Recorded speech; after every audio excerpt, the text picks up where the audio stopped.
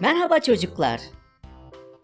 Benekli ne yazık ki toplarını kaybetmiş ve arkadaşları ona yardım etmeye gelmişler. Haydi hep beraber Benekli'nin kaybolan toplarını bulalım.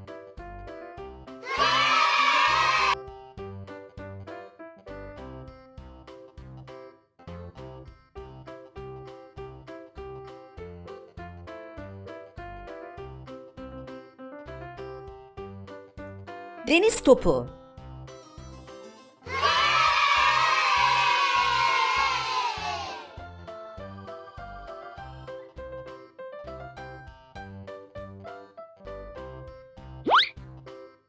basketbol topu,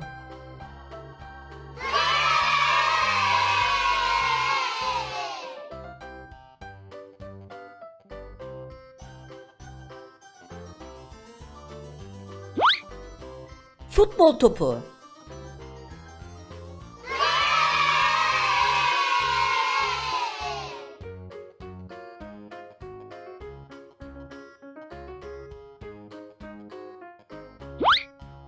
bowling topu,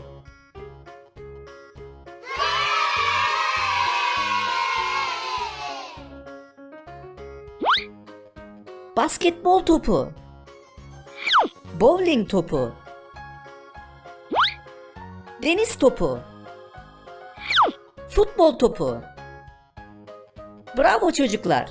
Bütün topları bulduk. Benekli hepinize teşekkür ediyor. Hoşça kalın.